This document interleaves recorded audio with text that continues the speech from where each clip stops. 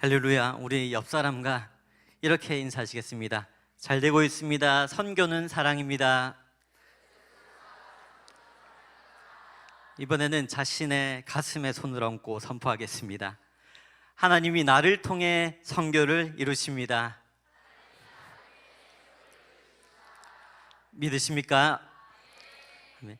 저는 지난 월요일에 강도사 인허를 받고 오늘 이 자리에 섰습니다. 네.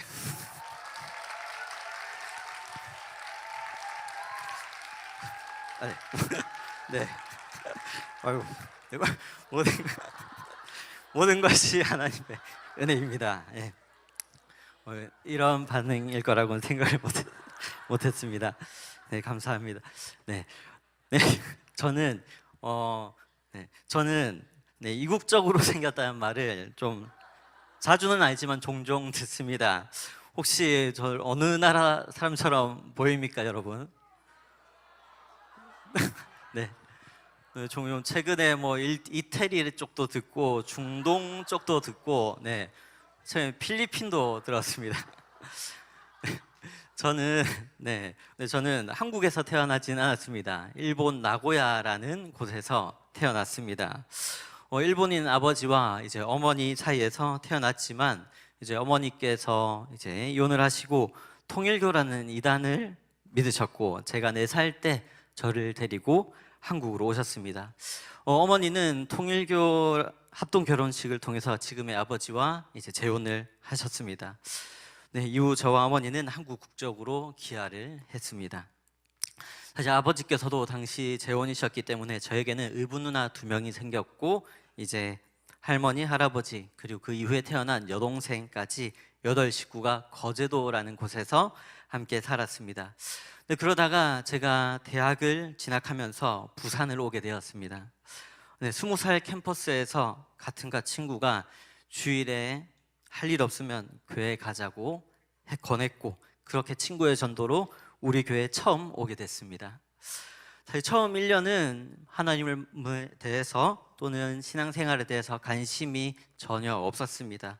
오직 사람들과 교제하려고 교회에 다녔고, 1년 동안 다니다가 이후에 군에 입대를 했습니다. 사실 군대에 있는 동안 교회에 대한 마음은 완전히 사라졌고, 교회에서 받은 모든 선물들이나 책들도 다 버렸습니다. 그런데 이제 군 생활이 끝나고 복학 후에 학교를 다니고 있는데, 내가 왜 살아가야 하는가, 무엇을 위해 살아가야 하는가라는 고민을 하며 마음에 큰 공허함이 찾아왔습니다. 근데 그 무렵 이전 셀 가족이었던 친구가 셀 리더가 되어 밥을 먹자고 연락이 왔고, 저는 속에 있던 고민을 나누었습니다. 그 고민은 기도 제목이 되었습니다. 셀 리더의 관심과 돌봄으로 다시 교회에 나오게 되었고, 예배보다도 그 당시까지만 해도 아직 셀 가족들의 사랑과 관심이 좋아서 예배와 셀 모임을 꾸준히 나오게 되었습니다. 셀 모임에서 기도 제목을 나누는데 셀 가족 모두가 공통적으로 성령 충만을 기도 제목으로 냈습니다.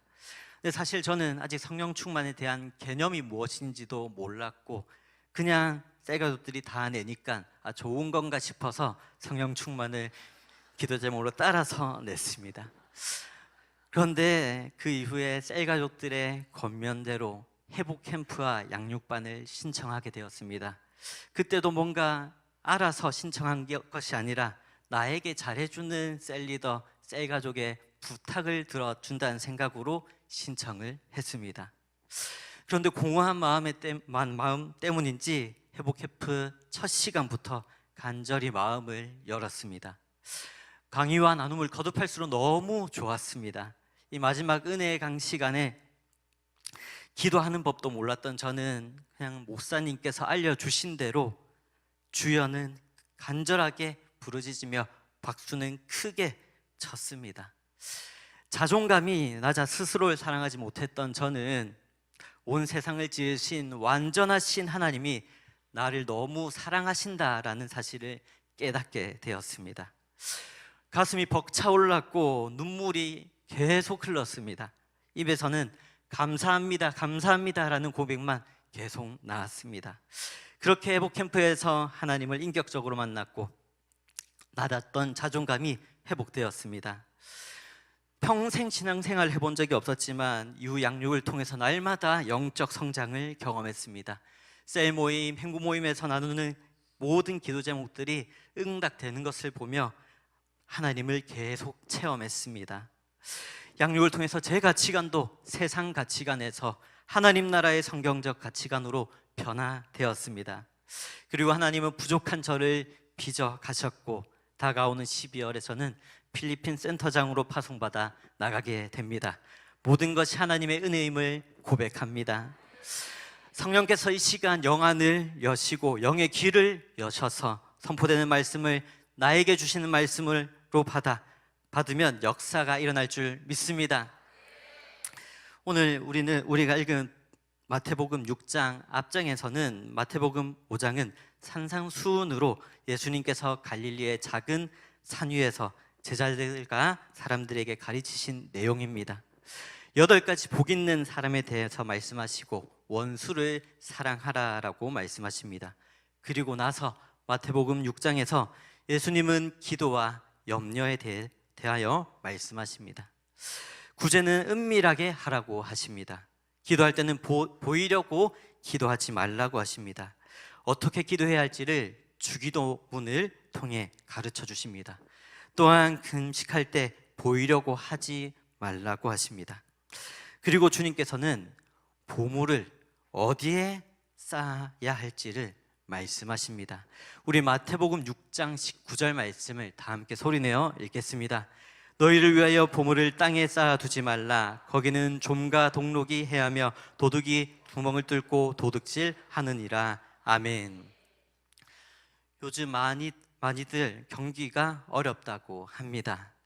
많은 사람들이 주식이나 부동산, 금이나 달러 등 각종 투자처에 관심이 많습니다. 어디에 투자해야 손해를 보지 않고 오를까 고민합니다. 19절 말씀에서 보물은 돈, 자산이라고 할 수 있습니다. 예수님 당시에는 옷과 곡식, 귀금속 등이 재산이었습니다. 그런데 좀은 재산인 옷을 갉아먹고 파괴하는 존재입니다. 땅에 쌓아두는 보물은 시간이 지나고 낡고 사라지게 됩니다. 비싼 옷도 시간이 지나면 헤어지게 되고 차도 시간이 지날수록 가치가 떨어지게 됩니다. 금방 말씀 읽은 가운데 동록이 나옵니다. 이 동록은 먹어 치우는 것으로 곡식을 먹는 벌레나 금속에 스며드는 녹을 가리킵니다. 시간이 지나 녹슬어 사라지는 것입니다. 인플레이션으로 물가가 올라감에 따라 화폐 가치는 시간이 지날수록 떨어지고 있습니다.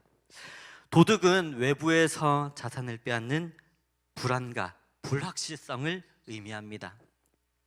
또는 사기꾼들이 달라붙어서 돈을 빼앗아 가기도 합니다. 그리고 국내외 정세도 전쟁이나 여러 이해관계들로 인해서 불안정한 상태에 있습니다. 그에 따라 여러 자산들도 불확실성 속에서 예상치 못하게 시세가 계속 바뀌기도 합니다. 하나님이 없는 세상의 재물은 이러한 한계를 가지고 있습니다. 예수님은 너희를 위하여 땅에 보물을 쌓지 말라고 하시면서 전혀 다른 투자처를 제시하십니다. 우리 마태복음 6장 20절 말씀을 이어서 읽어보겠습니다. 오직 너희를 위하여 보물을 하늘에 쌓아두라. 좀이나 동록이 해하지 못하며 도둑이 구멍을 뚫지도 못하고 도둑질도 못하느니라. 아멘. 사랑하는 성도 여러분, 시간이 지나도 가치가 떨어지거나 사라지지 않는 자산을 갖길 원하십니까? 확실하고 안전한 자산을 찾고 계십니까? 그것은 바로 하늘에 투자하는 것인 줄 믿습니다. 하나님 나라의 가치에 투자하시기를 주님의 이름으로 축복합니다. 우리 하나님께서 하늘의 불을 지켜주시기에 거기는 도둑이 뚫고 들어오지도 못하고 훔쳐가지도 못하는 곳입니다. 좀 먹거나 녹쓰는 일도 없습니다. 가장 안전한 곳이 바로 하늘입니다.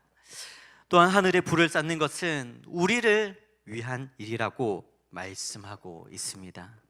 이것은 우리의 인생이 어디를 향해 있는가, 우리의 마음이 어떤 가치를 추구하고 있는가를 묻는 질문이기도 합니다. 제가 처음 필리핀 아울리치에 대해서 알게 된 것은 양육을 통해서 알게 되었습니다. 당시에는 이제 믿지 않는 가정에, 또 어머니는 이단에 열심이시고 또 이런 좀 열악한 환경이었기 때문에 금전적인 문제가 너무 크게 느껴졌습니다. 그래서 선교는 저에게서 너무 멀게만 보였습니다. 그런데 예배의 말씀과 읽는 책들을 통해서 또는 매일의 큐티를 통해서 아울리치를 사모하는 마음을 계속 부어주셨습니다. 근데 가진 것을 쏟아 부어서 겨우 초기 신청비를 마련해 신청을 했습니다. 그리고 남은 비용을 채우기 위해서 버스비를 아끼기도 했고 또 도시락을 싸서 다니며 식사비를 또 아끼기도 했습니다. 그리고 그 당시에는 제가 저기 연산 쪽에 치청에 살 때였는데 한 번도 와보지 못했던 새벽 기도도 와봐야 되겠다는 생각이 들었습니다. 근데 사실 차가 있는 것도 아니고 새벽에 어떻게 오지라는 생각에 자전거를 타고 와야 되겠다라고 생각이 들어서 이제 첫날 연산에서 자전거를 타고 왔습니다. 그런데 홈플러스를 좀 지나고 나니까 이제 자전거가 안 올라가기 시작을 하더라고요. 그래서 자전거에서 내려서 한 부산우려원쯤인가 그때서부터는 끌고 교회까지 올라왔습니다. 그러다 보니 첫 새벽 기도는 온몸이 땀으로 젖어서 제대로 기도도 못하고 집으로 돌아갔습니다. 그래도 감사하게도 내려갈 때는 빠르게 갈 수 있었습니다. 네. 그런데 그 이야기를 들은 한 공동체 가족이 전날 교회에서 철야를 할 수 있다는 이야기를 해줬습니다. 그래서 함께 철야를 해주었고 철야를 하며 새벽 기도를 시작했습니다. 그리고 모든 셀 모임과 또 모든 행복 모임 등 모든 이야기할 수 있는 곳에서 기도 제목을 나눌 수 있는 곳에서 아울리치 비용을 위해 기도 제목을 나누었습니다. 그런데 모든 비용을 완납해야 할 시점이 다가왔지만 아직 채워지지 않았고 방법이 떠오르지 않자 막 취직한 믿지 않는 친구에게 연락을 했습니다. 큰 금액을 빌려줄 수 있는지 물어봤습니다. 그런데 예상과 다르게 친구는 선뜻 빌려주었고 마감내에 등록을 할 수 있었습니다. 그런데 하나님은 이후에 놀라운 은혜를 부어주셨습니다. 얼마 지나지 않아 학교에서 친구에게 빌린 액수만큼 장학금이 들어왔고 바로 갚는 은혜를 경험했습니다. 할렐루야, 하나님이 하셨습니다. 아울리치는 일주일이었지만 그 4개월의 준비 과정에서 하나님은 제 믿음을 더 크게 자라게 하셨고 물질이 없어 은혜의 자리에 못 간다라는 핑계는 결코 맞지 않음을 확신하게 하셨습니다. 첫 아울리치에서 은혜는 아직도 잊을 수가 없습니다. 우리 목사님의 12명 장난꾼 말씀을 통해서 제 안에 부정적인 시선이 깨어졌고 전도 현장에서는 복음을 전하며 영혼들을 불쌍히 여기는 마음을 체험했습니다. 하나님은 제게 이전에 저처럼 하나님을 알지 못하는, 스스로를 사랑하지 못하는 이들에게 하나님의 사랑을 전하라는 마음을 주셔서 전도 간사를 시작하게 하셨습니다. 셀리더와 슈퍼바이저 또 전도 간사 사역을 하며 하나님을 더 깊이 알아갔고 날마다 큐티와 또 새벽 기도 가운데 수많은 응답을 경험했습니다. 셀 사역의 부흥을 보여주셨고 또 셀 안에 또 다른 전도 간사가 세워지는 등 많은 기도 제목이 응답되는 것을 보며 하나님의 역사심을 체험하게 되었습니다.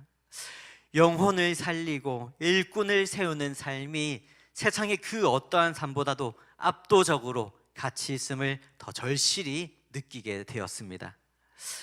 처음에는 사실 하나님께서 저에게 주신 것이 너무나도 많아서 하나님의 그 사랑에 감사해서 내가 하나님께 드릴 것이 물질이 있는 것도 아니고 다른 어떠한 것도 있는 것이 아니니까 시간을 드려야 되겠다고 생각이 들었습니다.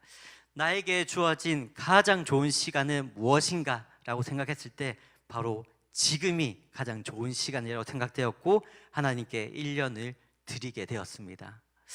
그런데 1년이 지나고 나서 전도간사 사역이 마무리될 때 저희가 느꼈던 것은 내가 드린 것이 아니라 오히려 하나님이 내게 주신 성장의 시간이었고 변화의 기회였고 은혜였음을 알게 되었습니다. 물론 불신 가정의 핍박도, 불신 가정에서 가족들의 핍박도 있었습니다. 하나님께 1년을 드리고 싶어 휴학하고 전도 간사를 시작하려 할 때 이미 시작하기 전부터 아버지께서는 매일 전화가 오셔서 더 이상 부산에 있지 말고 거제도로 당장 내려오라라고 하셨습니다. 사실 그때 아버지뿐만 아니라 삼촌들도 연락이 오시고 사촌 형들까지 온 식구들이 저에게 연락이 와서 많은 또 연락을 하며 평생 들을 욕을 그때 다 들었던 것 같습니다. 근데 저는 늘 어릴 적부터 부모님께 순종하는 착한 아들이었지만 신앙만큼은 타협할 수가 없었습니다. 오히려 저는 그때 그럴 때일수록 더욱 하나님만 의지하며 묵묵하게 기도했습니다. 믿지 않는 저희 집안이었지만 하나님의 은혜로 어머니께서 우리 교회에 한번 오셨고 또 영적 기도까지 하는 은혜가 있었습니다. 그리고 여동생과 누나들도 우리 교회에 최근 몇 달 전에 금요철야 예배에 함께 하기도 했습니다. 그리고 지난 얼마 전 추석 연휴 기간에는 그동안 영적 기도를 하지 않았던 아버지와 조카들도 저희 아내 전도사님 통해서 온라인 백지전도를 통해 영적 기도를 하는 은혜가 있었습니다. 그리고 가장 감사한 것은 명절에 있던 제사까지도 하나님은 사라지게 하셨습니다. 하나님께서는 저를 구원하여 주시고 저희 가족들도 복음으로 살리시는 놀라우신 하나님이신 줄 믿습니다. 사랑하는 성도 여러분, 하나님의 나라의 가치가 무엇입니까? 사람을 살리고 일꾼을 세우고 몸된 교회를 세우고 열방의 하나님 나라를 세우는, 열방의 하나님 나라를 든든히 세우는 일이야말로 이 세상에서 가장 가치 있는 일인 줄 믿습니다. 하나님 나라의 가치에 시간과 마음과 몸과 물질을 투자하시기를 주님의 이름으로 축복합니다. 우리 마태복음 6장 21절 말씀을 함께 읽겠습니다. 내 보물이 있는 그곳에는 내 마음도 있느니라. 아멘. 물질이 있는 곳에는 우리의 마음도 있다고 말씀하고 있습니다. 우리가 돈을 쓰는 곳, 그것이 곧 우리의 마음의 좌표입니다. 우리가 쌓고 있는 부의 위치가 땅인지 하늘인지를 보면 우리 마음의 방향을 알 수 있습니다. 우리의 마음의 중심은 어디를 향하고 있습니까? 이 땅을 향하고 있습니까? 아니면 하늘을 향하고 있습니까? 이 땅의 보물은 시간이 지나면 썩지만 하늘의 부는 영원합니다. 복음을 전하고 베스트를 섬기고 셀가족들을 섬기고 선교 사역을 위해 후원하고 구제하는 것, 하나님 나라가 확장되는 곳에 물질을 섬기는 것이 곧 하늘의 보물을 쌓는 것인 줄 믿습니다. 이 땅에서의 삶은 100년 남짓입니다. 그러나 저 하늘의 시간은 수백, 수천 년의 시간을 넘어 영원의 시간입니다. 성경은 보이는 것은 잠깐이요 보이지 않는 것은 영원함이라고 말씀합니다. 보이지 않는 영원의 시간에서 부요하게 살아야 하지 않겠습니까? 영원한 하늘에 불을 쌓으시고 마음이 늘 영원한 하늘에 향하시기를 주님의 이름으로 축복합니다. 우리 마태복음 6장 24절 말씀도 함께 읽겠습니다. 한 사람이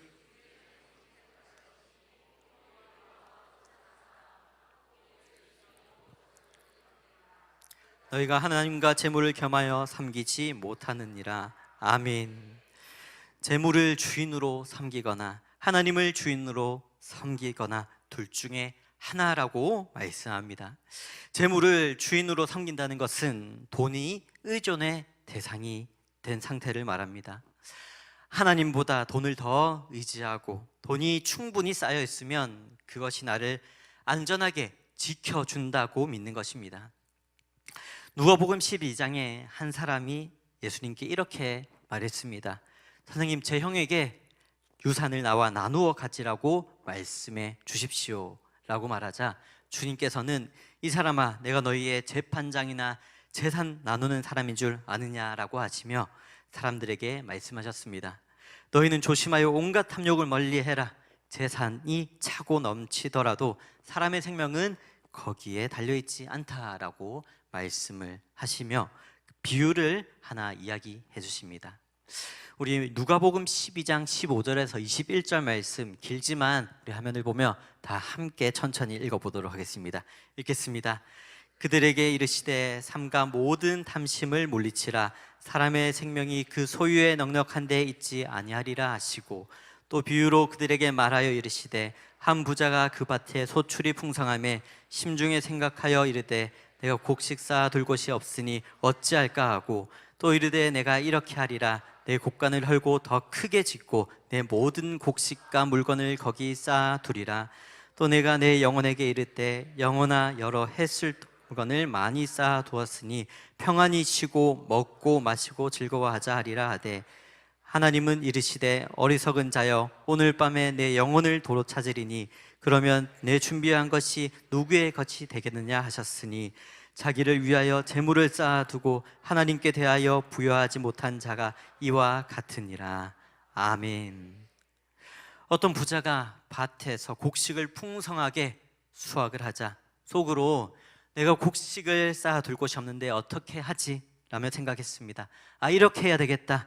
창고를 헐고 더 크게 지어서 내 곡식과 물건을 쌓아두어야 되겠다라고 했습니다. 그리고는 자기 영혼에게 내 영혼아, 여러 해 동안 쓸 많은 물건이 있으니 이제 마음 놓고 먹고 마시고 즐겨라 라고 했습니다. 여러분들 파이어족이라는 말을 들어본 적이 있으실 겁니다. 파이어족은 재정적으로 독립해서 일찍 은퇴한다는 뜻의 줄임말로 30대 말 40대 초반 조기 은퇴를 지향하는 사람들을 지칭합니다. 적극적으로 저축과 투자를 해서 연지출의 30배 자산을 모아 노동하지 않고 생활하는 기반을 마련한다라는 것입니다. 경제적 자유로 원하지 않는 노동에서 해방되는 삶을 중요시하는 자들이 파이어족들입니다.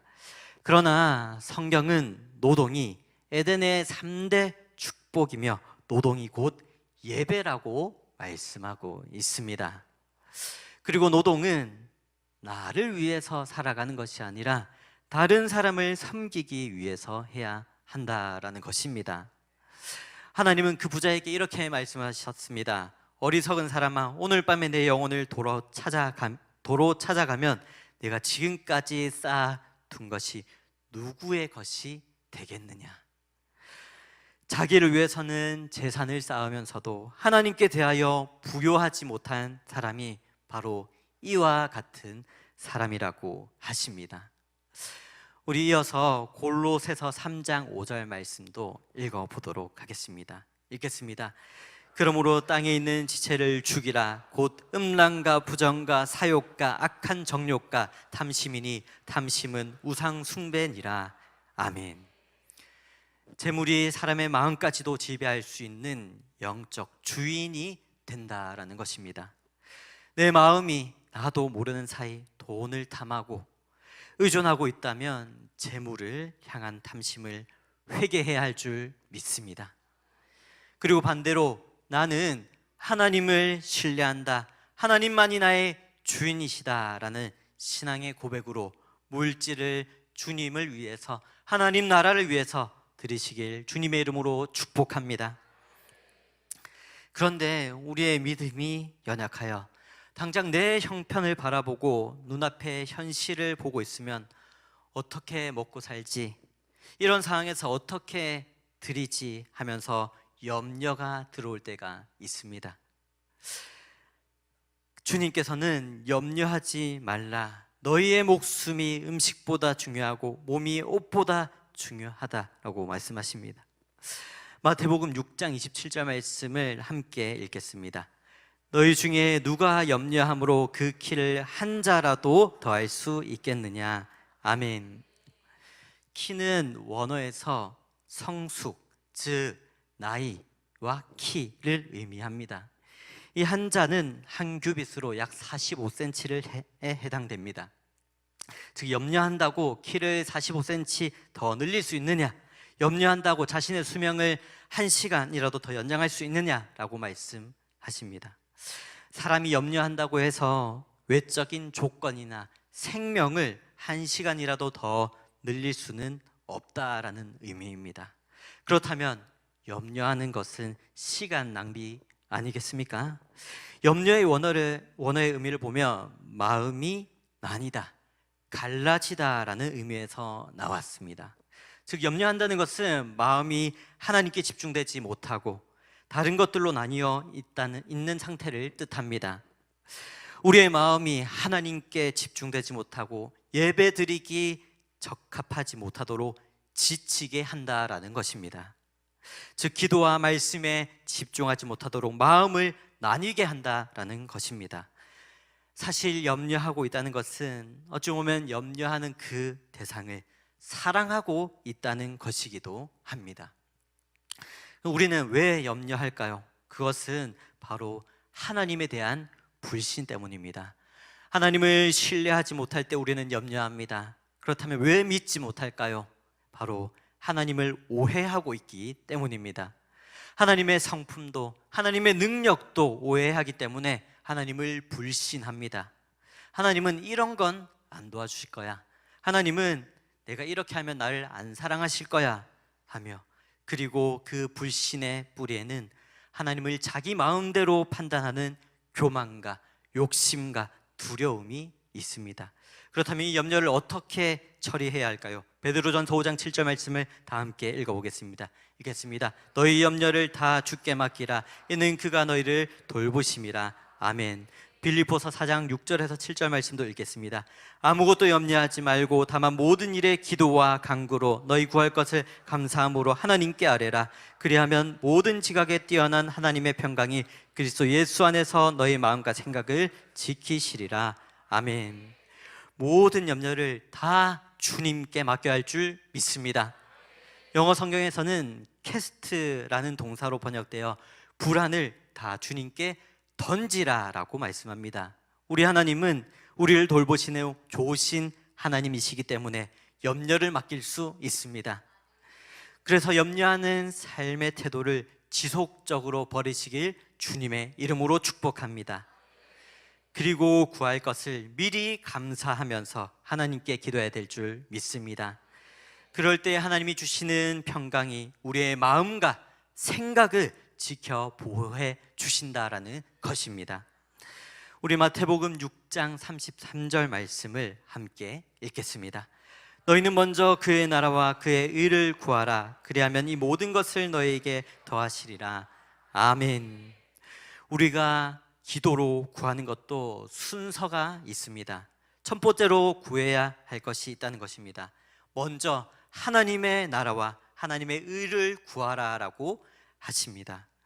이것을 구하는 자들에게는 먹을 것, 입을 것 등의 우리의 모든 필요를 더하신다라고 말씀하십니다. 믿으십니까? 이것이 우리의 첫 번째 우선순위가 되어야 할 줄 믿습니다. 그렇다면 반대로 이 모든 것을 우리에게 더하지 않으시는 이유는 무엇일까요? 바로 나의 나라와 나의 의를 구하고 있지는 않았는지 돌아보길 원합니다. 우리가 지금 행복 모임을 하고 양육을 하고 또 여러 가지 전도도 많이 하고 있습니다. 그런데 이 두 날개 프로세스, 이 두 날개의 결론은 여러분들 무엇입니까? 두 날개의 결론은 선교입니다. 우리의 비전은 2002만 세계의 비전입니다. 이제 10월이 마지막이 되며 2025년도 마무리되어 가고 있습니다. 올 한 해 2000선교의 비전을 이루기 위해 우리 얼마나 애썼는지 돌아보았으면 좋겠습니다. 장단기 선교사님들과 선교지를 위해서 얼마나 기도했는지, 단기 선교사들을 얼마나 보내었는지, 선교사님들을 위해서 얼마나 후원했는지, 아울리치는 몇 명이나 동원했는지 돌아보길 원합니다. 혹시 멈춰 있다면 남은 2025년 2000선교를 위해 함께 기도와 물질로 동력해 주시기를 부탁드립니다. 사랑하는 성도님들, 저희 가정은 이제 하나님의 부르심에 순종하여 12월에 필리핀 장기 선교사로 나가게 됩니다. 하나님께서 필리핀 센터 가운데 하실 모든 일들이 기대가 됩니다. 저희 가정이 날마다 성령 충만하도록, 그리고 특별히 안전과 건강을 위해 기도 부탁드립니다. 또 감동이 오시는 분들은 재정 후원으로 동력해 주셔서 하늘에 불을 쌓으시기를 주님의 이름으로 축복합니다. 또한 필리핀 센터가 복음의 절대 능력으로 제사 삼는 세계 비전으로 충만하여 하나님이 디자인하신 건강한 교회로 더욱더 잘 세워질 수 있도록 기도를 부탁드립니다. 특별히 우리 청년 대학생들에게는 단기 선교사로 많이 나오시기를 권면합니다. 단기 선교사로 1년 살 수 있다는 것은 세상에서 돈을 주고도 할 수 없는 값진 경험입니다. 영성의 훈련이요, 공동체 안에서 관계의 훈련이요, 사역의 훈련이요, 언어의 훈련이요, 총체적인 삶의 훈련이 될 것입니다. 다시 돌아와서 또 두 날개 선교사로서 정체성을 가지고 성령의 인도하심 받아 승리할 줄 믿습니다. 그리고 우리 청소년들을 기대합니다. 지금 열심히 기도하고 예배하고 양육받아 아울리치에 많이 오시길 바랍니다. 그리고 청년의 때가 되었을 때, 하나님의 부르실 때 단기 선교사로 다 오시길 주님의 이름으로 축복합니다. 은혜 받고 결단하면 대학생 때 얼마든지 휴학하고 올 수 있습니다. 우리 마지막 말씀입니다. 우리 요한일서 4장 19절 말씀에 다 함께 읽겠습니다. 우리가 사랑하면 그가 먼저 우리를 사랑하셨습니다. 아멘. 선교의 동기는 하나님의 사랑 때문입니다. 그 하나님의 사랑을 깨닫고 부르심에 반응하는 자들이 하나님을 더욱 사랑하게 되는 줄 믿습니다. 사랑하는 우리 모든 성도님들, 2000선교의 주역으로 초대합니다. 망설이지 마시고 하나님의 사랑에 적극적으로 반응하시길 주님의 이름으로 축복합니다. 아멘. 우리 시간 다 함께 기도하겠습니다. 우리 다 함께 기도하실 때 먼저 그의 나라와 그의 의를 구하라. 그리하면 이 모든 것을 너에게 더하리라 하신 주님, 우리 교회가 2000선교의 비전으로 불타오르게 하여 주시옵소서. 선교 비전에 완전히 사로잡히게 하여 주시옵소서. 하늘에 불을 쌓는 자들이 되게 하여 주시옵소서. 우리 오늘 말씀을 듣고 받은 은혜를 붙들고 주여 한번 외치고 기도하시겠습니다. 주여, 하나님 아버지, 하나님 아버지, 우리 모두가 날마다 먼저 그의 나라와 그의 의를 구하는 자들 되게 하여 주시옵소서. 이 땅에 불을 쌓아 투자하는 것이 아니라 날마다 하나님 나라에, 하늘나라에 투자하는 우리 모두가 되게 하여 주시옵소서. 하나님, 썩지 않는 그 영원한 것에 충만히 바라보는 자들, 그 시선에 고정되는 자들 되게 하여 주시옵소서. 우리 교회가 2000선교의 비전으로 불타오르게 하여 주시옵소서. 주여, 주여, 주여, 주여, 날마다 선교 비전으로 충만한 우리 교회 되게 하여 주시옵소서. 주여, 주여, 주여, 주여, 하나님 아버지, 우리 교회가 날마다 선교 비전으로 완전히 사로잡히게 하여 주시옵소서. 주여, 주여, 하나님 아버지,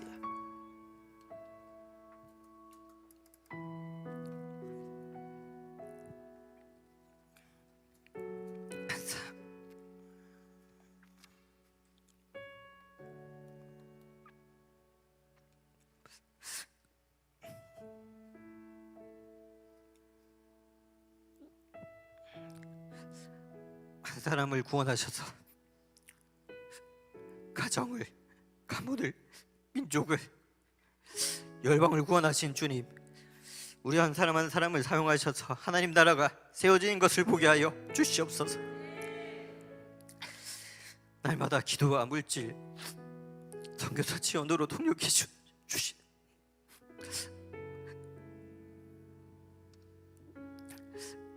모든 성도님들의 삶과 가정과 사역에 주님 만배로 축복하여 주시옵소서.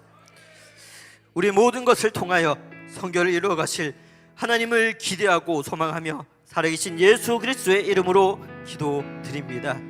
아멘.